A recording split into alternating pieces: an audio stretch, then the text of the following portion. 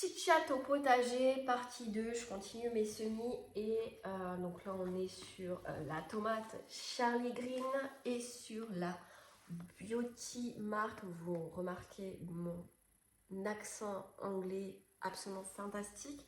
Évidemment je suis bilingue, ça s'entend. Je rigole de mes conneries. Bref, là ce que j'ai vraiment envie de vous parler, un sujet un petit peu plus... comment dire, un peu plus sérieux. C'est pourquoi pour moi, chaque femme, chaque humain, je m'adresse aux femmes dans tout ce que je fais. Donc. Mais s'il y a des hommes qui m'écoutent, sachez que vous comptez. C'est important. Pourquoi pour moi, chaque femme a un message à transmettre et pourquoi, en fait, c'est un petit peu ma bataille perso. Ce qui me fait lever le matin, que je gagne 2000, 10 000 ou 200 balles. Et clairement, ça m'est arrivé, vous inquiétez pas pour ça. En fait, et pourquoi je parle des femmes surtout sur ça? Parce qu'aujourd'hui, j'ai la sensation que c'est beaucoup plus difficile pour les femmes. Je ne dis pas que pour certains hommes, ça n'arrive pas. Attention, je ne dis pas qu'il y a des hommes qui aimeraient partager des idées, qui pensent que ça n'a pas de valeur. Les hommes, on leur a davantage appris à être plus dans le leadership, à être plus connectés à ce qu'ils veulent, à ce qu'ils veulent créer, à avoir une carrière, voilà, devenir patron. C'est quelque chose qui est souvent plus socialement, entre guillemets, plus naturel. J'ai bien dit socialement.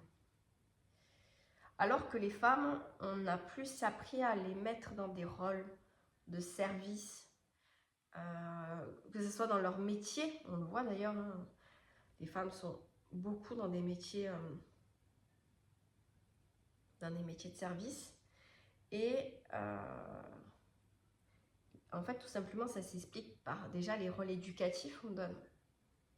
Les femmes, on ne les invite pas à ça, tout simplement. Donc, il y a des femmes pour qui elles vont quand même le faire et elles vont y arriver parce qu'elles ont eu une éducation différente interfamiliale. Et donc, ça, c'est génial et super cool. Mais pour d'autres, c'est pas si aisé. Et en fait, c'est que pour moi, pourquoi aujourd'hui, c'est hyper important de se rendre compte qu'on a un message. Ça ne veut pas dire forcément d'ouvrir une chaîne YouTube, ça ne veut pas dire d'avoir des millions d'abonnés, ça ne veut pas dire de monter sur scène. Mais pourquoi on a tous un message, c'est qu'on a tous un vécu. On a tous appris des choses, on a tous des trésors de résilience à transmettre. Et souvent, en fait, on sous-estime ce qu'on a compris, nos propres leçons. Et c'est hyper dommage parce que c'est juste hyper fort. C'est hyper fort, on a plein d'enseignements à transmettre. Mais en fait, avant de pouvoir le transmettre aux autres, il faut déjà qu'on se l'offre à soi. Et la plupart du temps, on ne se l'offre pas à soi parce qu'en fait, on n'y accorde pas de valeur. On dit oui, mais non. Donc, tant que nous, on n'a pas transformé ce propre vécu en force de résilience, ben, évidemment, on ne l'offre pas à l'autre, quoi. Mais je pense qu'en fait, ça, c'est juste puissant à transmettre, qu'on soit homme ou femme. Qu'on soit homme ou femme. Moi, je me fais un petit kiff pour les tomates cerises. Donc, moi, j'ai beaucoup de graines. Et en fait, de ce qu'on m'a conseillé, on m'a dit qu'on pouvait garder des graines sur des années, mais qu'en fait, on limitait aussi leur chance de germer. Et j'avoue que je suis plutôt quelqu'un de bordélique et du coup, garder des sachets de graines ouvertes, je ne sais pas trop ce que ça va donner. Donc, je préfère capitaliser dessus. Voilà. Parce que ça m'embête de prendre la place pour des tomates cerises, je préfère prendre la place pour des tomates. Mais si ça peut grandir, c'est pas mal aussi. Il va falloir trouver la place pour les planter quand même.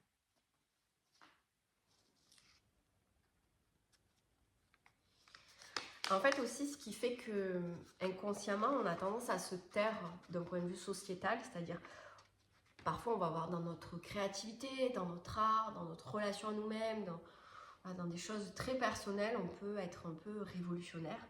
Pour autant, on va avoir beaucoup de mal à prendre une place dans la société, d'un point de vue social, sur ce qui nous parle. Parce qu'en fait, d'un point de vue historique, la femme se tait. Dans notre histoire, nos mémoires, mais aussi comment notre société a été construite, c'est qu'une femme, elle se tait, elle est discrète, elle est douce. Et c'est pas qu'elle a rien à dire, parce qu'aujourd'hui, évidemment, il y a plein de choses qui changent et c'est cool, on va pas se mentir. Mais en fait, le silence des femmes d'avant, il pèse sur les femmes d'aujourd'hui, parce que celles qui parlent, on dirait que waouh, elles disent un truc quoi. Elles s'affichent, elles sont révolutionnaires quelque part.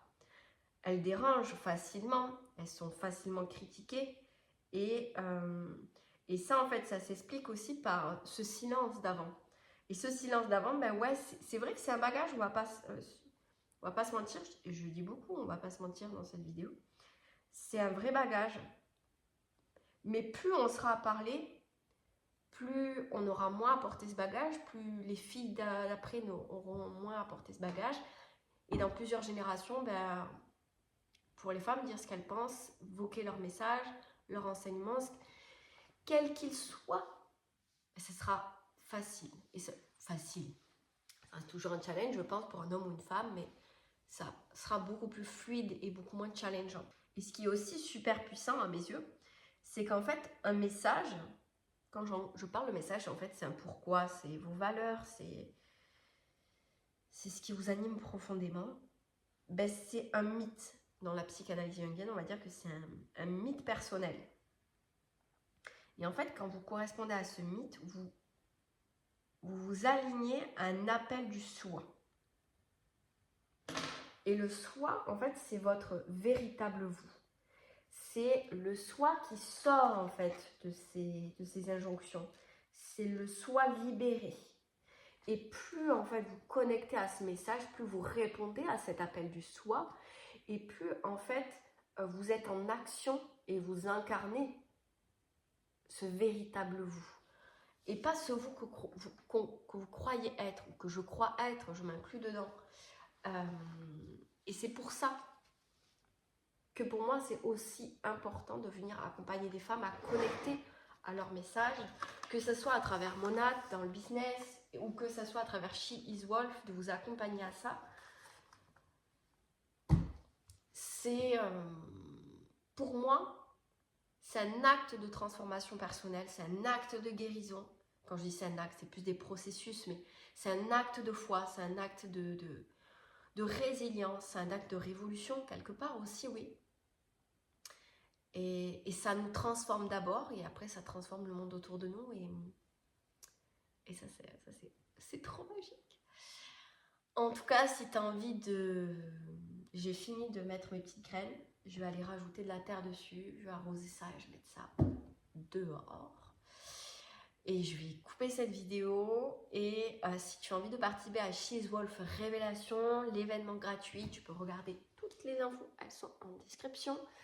Et bientôt She is Wolf Révolution, l'accompagnement de She is Wolf, qui va durer plusieurs mois, qui va être intensif. Et c'est pas un programme, c'est pas un accompagnement, c'est pas une formation, c'est vraiment un engagement vers toi-même, c'est un processus vers toi-même.